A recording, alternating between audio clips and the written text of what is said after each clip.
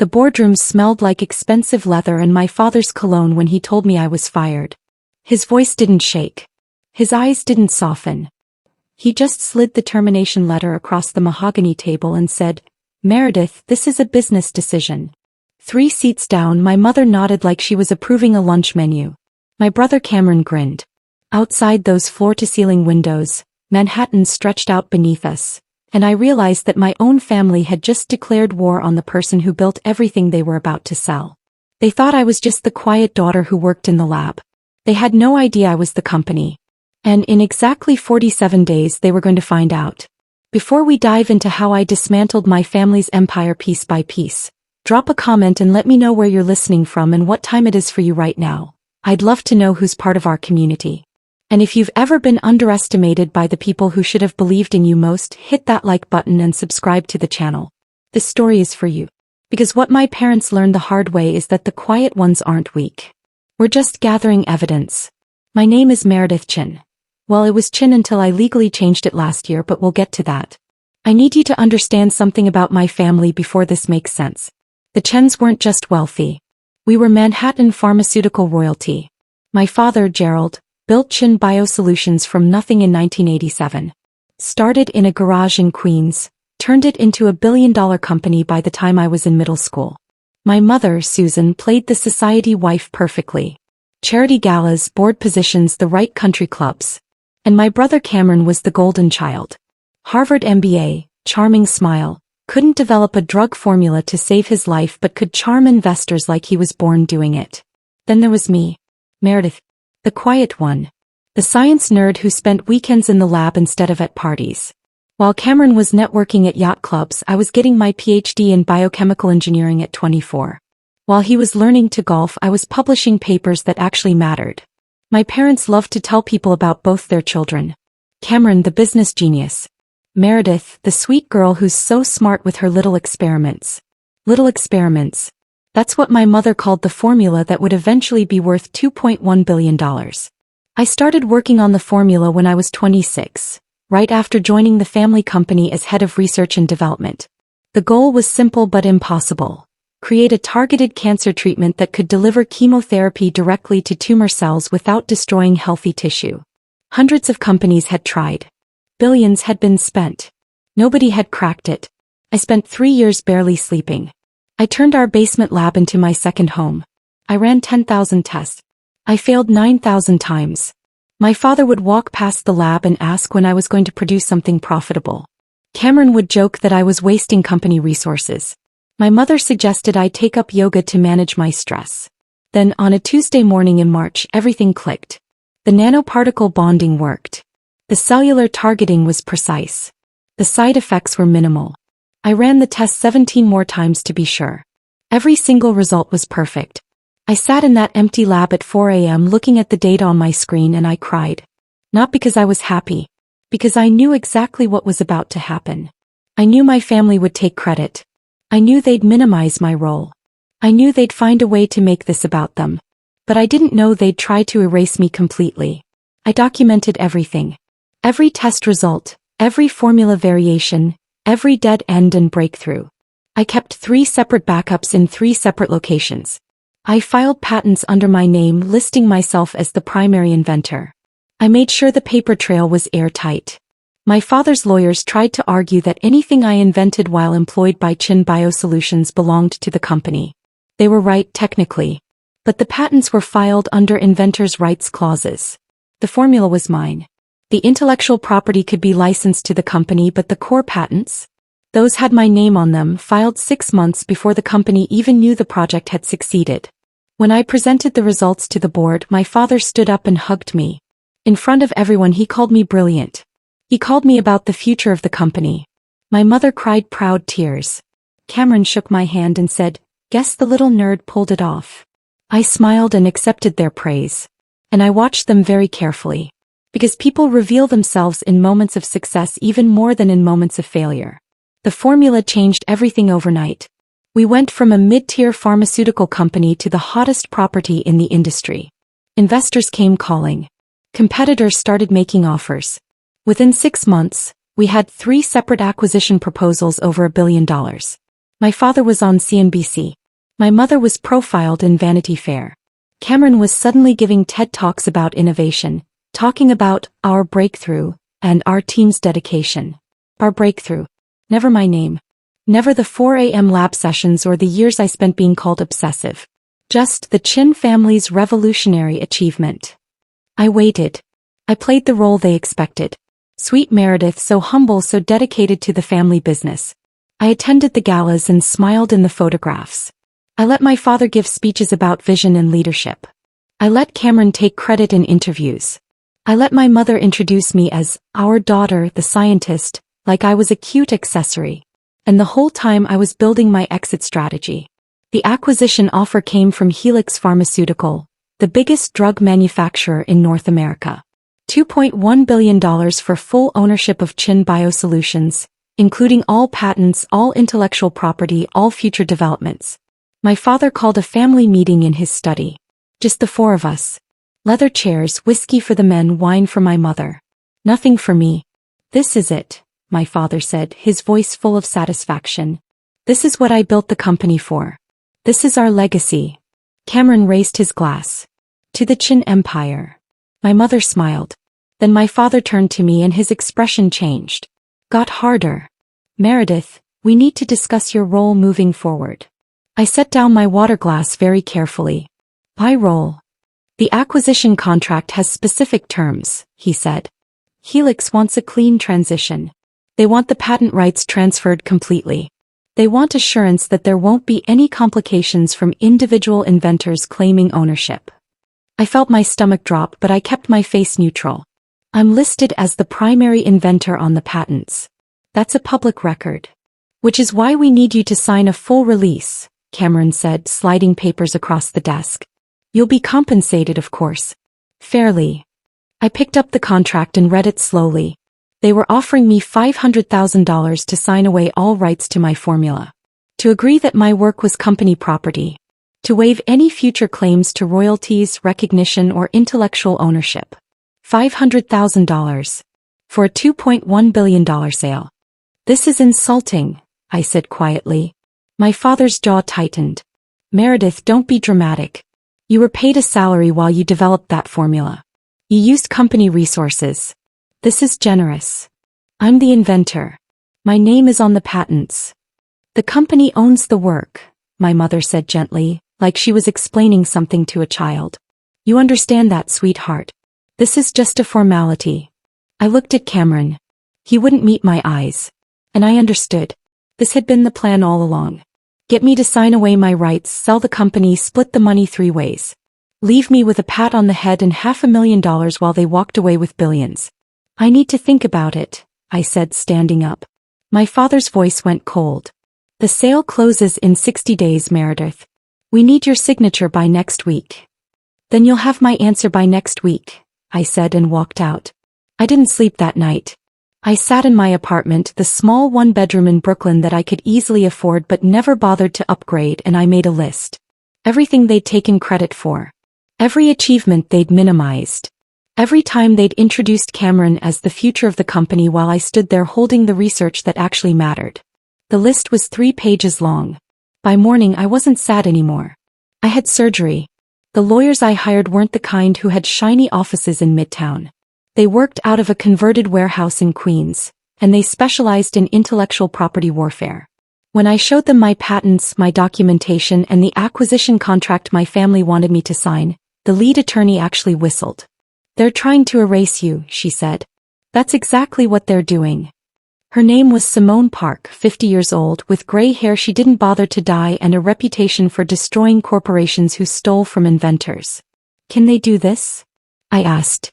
Can they sell the formula without my consent? Simone leaned back in her chair and smiled. It wasn't a nice smile. They can try. But those patents are filed under your name with inventors' rights protections. The company can license your work, but they can't transfer ownership without your explicit permission. If they try to sell to Helix without your signature, the deal falls apart. Helix can't manufacture or distribute the formula without the patent rights. Your family knows this. That's why they're pressuring you. So what happens if I don't sign? Then you have leverage. Significant leverage. She slid a folder across the desk. Here's what I propose. We go to Helix directly. We explain that you're willing to license the patents but not transfer them. You retain ownership, they get access, and you negotiate your own terms. My family will destroy me, I said. Simone's smile got sharper. Let them try. I didn't go to Helix alone. I brought documentation that would have made a federal prosecutor weep with joy. Patent filings with timestamps. Lab notes in my handwriting. Email chains showing my father's team had no idea how the formula actually worked. Video recordings of presentations where I explained the science while my family smiled blithely. And most importantly, the current acquisition contract showed they were trying to sell patents they didn't own. The Helix team met me in a conference room in their headquarters, a glass tower in downtown Manhattan that made Chin Biosolutions look like a corner store. There were 7 executives, 4 lawyers, and the CEO, a woman named Dr. Holland who'd built Helix from a small research lab into a pharmaceutical giant. She listened to my presentation for 45 minutes without interrupting. When I finished, she looked at her legal team. Verify everything she just said. They did. Took them 3 days. When they called me back, Dr. Holland's voice was very calm. The patents are yours. The contract your family presented to us is fraudulent. They were attempting to sell intellectual property they don't own. I know, I said. What do you want? This was the moment I'd been planning for. I want direct licensing terms. I retain ownership of the patents. Helix gets exclusive manufacturing and distribution rights for 15 years. I want 8% of net profits from all products derived from my formula. I want my name on every publication, every press release, every medical journal that references this treatment. And I want a written acknowledgement that I am the sole inventor. The number Dr. Holland wrote down made my hands shake. 8% of profits on a formula projected to generate $50 billion over the next decade. We were talking about $4 billion. Maybe more. Done, Dr. Holland said. But I need to ask. What about Chin Biosolutions? What about your family? I smiled. It felt cold on my face. Leave them to me. The email I sent to my father was brief. I've negotiated my own terms with Helix. I'm not signing your release. We need to talk. He called within 3 minutes. Screaming. I let him scream himself out, then said very calmly, "You tried to steal my work. I protected it. If you want this sale to go through, we will renegotiate." I heard him breathing hard on the other end. "You're destroying this family." "No, Dad. You did that when you tried to erase me." I hung up. The family meeting they called was in the formal dining room this time. More intimidating. My father sat at the head of the table like a king. My mother was pale. Cameron looked furious. And there was a new person. Uncle Warren, my father's brother, who'd been a silent partner in the company for 30 years. Warren had always been kind to me. He was the one who encouraged me to study science, who asked about my research, who actually listened. He looked at me across that table and said, "Tell me what happened, Meredith." "All of it." So I did. I laid it all out. The patents filed in my name. The acquisition contract that tried to erase my ownership. The meeting with Helix. The new licensing deal that gave me direct control and billions in future revenue. My father's face went from red to purple. "You went behind our backs. You tried to rob me," I said evenly. "I protected what's mine." My mother's voice shook. "We're your family. How could you do this to us?" "How could I?" I stopped. Took a breath. "Mom, you were going to give me $500,000 for work worth billions. You were going to let Dad and Cameron take credit for everything I built. You were going to erase me from my own achievement. So I'm going to ask you again, how could you do that to me?" The silence was absolute. Uncle Warren spoke into it. "Gerald, she's right." My father turned on him. "Stay out of this, Warren." "I won't. I've watched you sideline her for years. I've watched you treat Cameron like the second coming while Meredith did the actual work. I've watched you take credit for her achievements. And now you're shocked that she protected herself." Warren stood up. "I'm voting against this sale. As a 30% shareholder, I'm blocking it." The room erupted. My father was shouting. Cameron was on his feet. My mother looked like she might faint. And I sat there very still watching my family implode. Uncle Warren left with me. In the lobby he said, "I should have done this years ago." "Why didn't you?" Because I wanted to believe Gerald would change. That he'd see what he had in you. Warren handed me a business card. This is my lawyer. If they try anything, and they will, call him. Thank you. Don't thank me. You saved yourself. I just stopped being a coward. They tried to destroy me. I need you to understand how calculated it was. Within a week, stories started appearing in industry publications. Anonymous sources claiming I'd stolen research from company files. Rumors that my patents were fraudulent. Whispers that I was mentally unstable, that I'd fabricated data. My father's lawyers sent cease and desist letters threatening to sue me for theft of company property. Cameron gave an interview where he sadly explained that his sister was having a breakdown, that the family was concerned for her well-being, that they only wanted to help her. It was brutal. It was coordinated. And it was stupid. Because they forgot something crucial. I had 3 years of documentation. I had lab notes, video recordings, time-stamped files, witness statements from lab assistants. I had emails where my father admitted he didn't understand science. I had board meeting minutes where Cameron asked me to explain my own work because he couldn't follow it. I had everything. And Simone Park knew exactly what to do with it. We sued Chin Biosolutions for defamation, fraud, and attempted theft of intellectual property. The lawsuit was 87 pages long. It included exhibits that made my family look like cartoon villains. Email chains where Cameron joked about taking credit for my work. Meeting recordings where my father discussed minimizing my role in presentations. Financial documents showing they'd planned to split the acquisition money 3 ways, leaving me with nothing. When it hit the news, the industry went insane. The headlines were beautiful. Pharmaceutical dynasty accused of stealing daughter's billion-dollar formula. Chin family faces fraud lawsuit over cancer treatment patents. Female scientist fights family who tried to erase her achievement. My inbox flooded with interview requests. 60 Minutes. The New York Times. NPR. Thing. I accepted every single one.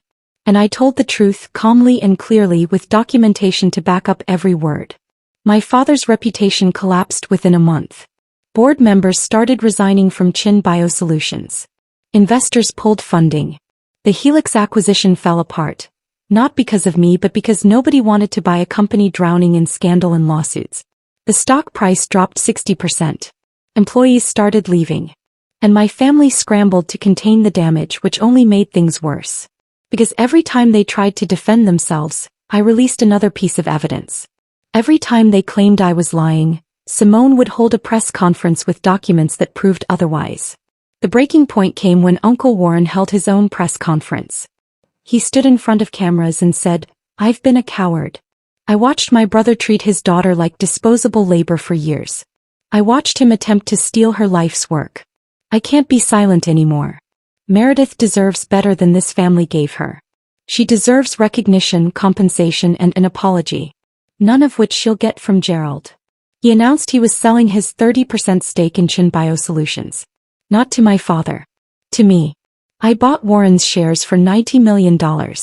It bankrupted most of my savings, the money I'd been quietly building through smart investments and the advance from Helix. But it gave me controlling interest in Chin Biosolutions. 30% plus the proxy votes from 3 other minority shareholders who were disgusted by my family's behavior. I owned 51% of the company, which meant I owned my family's legacy. The board meeting where I took control lasted 7 minutes. I walked in with my lawyers, presented my share certificates, and called for a vote on new leadership. My father tried to argue. Cameron tried to threaten. The board voted 8-2 to remove Gerald as CEO and install new management. I looked at my father across that table and said, "You're fired. Both of you. Security will escort you out." The look on his face was worth every sleepless night. Every insult. Every dismissal. Every time he'd walk past my lab without bothering to ask what I was working on. Cameron actually tried to lunge at me. Security stopped him. My mother wasn't there. She'd filed for divorce 2 weeks earlier, claiming she didn't know about Gerald's plans. Nobody believed her. I didn't take over as CEO. I didn't want to run Chin Biosolutions. I wanted to dismantle it. I sold the company assets piece by piece. The office building went to a real estate developer. The equipment went to research institutions. The remaining staff were offered generous severance or positions at other pharmaceutical companies I helped broker deals with. The Chin Biosolutions name was dissolved. 35 years of my father's legacy erased. Just like he tried to erase me. The formula? I licensed it to Helix under my terms. My name on every publication. 8% of net profits. Full credit as the sole inventor. The first treatment was approved by the FDA 8 months later. It's saving lives right now. Thousands of cancer patients who would have died are surviving because of work I did in a basement lab while my family mocked me. My name is in medical journals. Doctors know who I am. Patients send me letters. And my parents? Gerald lives in a condo in Florida now. A nice one, but nothing like the Manhattan penthouse he used to own. Cameron works in marketing for a small firm in Denver. He changed his last name too. Not Chin. Something anonymous. My mother tried to reconcile. She sent letters, emails, and showed up at my office building. I had my assistant turn her away every time. Because here's what she never understood. I didn't need her apology. I didn't need her approval. I needed her to witness the consequences. Uncle Warren and I have dinner once a month. He's the only family I claim now. He asks about my research. He celebrates my achievements. He treats me like I matter. That's what family is supposed to do. The money from Helix hit my account last quarter. $340 million. That's just the first payment. The projections show I'll be worth over $2 billion within 5 years. More than the original acquisition offer. More than my father ever made. And every dollar is mine. Earned and documented. I started a foundation. The Meredith Grant Foundation for Women in STEM. We fund research grants for female scientists whose work is being minimized or stolen. We provide legal support for women fighting to protect their intellectual property. We mentor young researchers navigating hostile family businesses. Last year we supported 47 women. 12 of them have patents pending. 3 have launched successful companies. 1 is developing a treatment for Alzheimer's that could change millions of lives. I get letters from them. They call me a hero. I tell them I'm just someone who refused to disappear. My father sent me one email after everything was finalized. Just one. It said, I built that company from nothing. You destroyed my life's work out of spite. I hope you're happy. I read it 3 times. Then I wrote back, you built a company. I built a cure. You destroyed yourself by trying to steal credit for my work. And yes, I'm happy. For the first time in my life, I'm exactly where I deserve to be. I never heard from him again. There's a specific kind of freedom in not needing forgiveness. My therapist says I might feel differently someday. That I might want reconciliation. But here's what I know. I don't lie awake anymore wondering if I'm good enough. I don't second-guess my achievements. I don't minimize my success or apologize for taking up space. I am Dr. Meredith Grant, inventor of the targeted chemotherapy delivery system that's revolutionizing cancer treatment. I'm not Gerald's daughter. I'm not Cameron's sister. I'm not the quiet girl who worked in the basement. I'm the woman who fought back. And won. Last week I gave a keynote address at the National Cancer Research Conference. 5,000 doctors and researchers in attendance. Standing ovation when I finished. Afterwards, a young woman approached me. Early 20s, nervous, brilliant. She said, my family wants me to go into business. But I want to do research. They say it's a waste of time. I looked at her. Really looked at her. Do the research, I said. Document everything. File the patents in your name. And if they try to take credit, burn it all down. She smiled. Understood. That's the legacy I'm building. Not billion-dollar companies. Not family dynasties. A legacy of women who refused to be erased. My parents sold a company for billions and tried to erase my name from my own achievement. They forgot that I owned the formula. They forgot that I had documented everything. They forgot that the quiet ones aren't weak. We're just gathering evidence. And when we strike, we don't miss. This is my life now. A penthouse in Manhattan with a view of the skyline. A lab where I continue developing treatments. A foundation that changes lives. And absolute freedom from people who never deserved me in the first place. Some people call it revenge. I call it justice. Either way, I'm not sorry. If this story resonated with you, if you've ever been underestimated or had someone try to take credit for your work, drop a comment. Let me know you're out there. Hit that subscribe button if you believe that the people who try to erase you deserve to watch you rise. And remember, the best revenge isn't getting even. It's becoming so successful that their worst insult becomes a compliment they wish they could claim. Thanks for listening. I'll see you in the next one.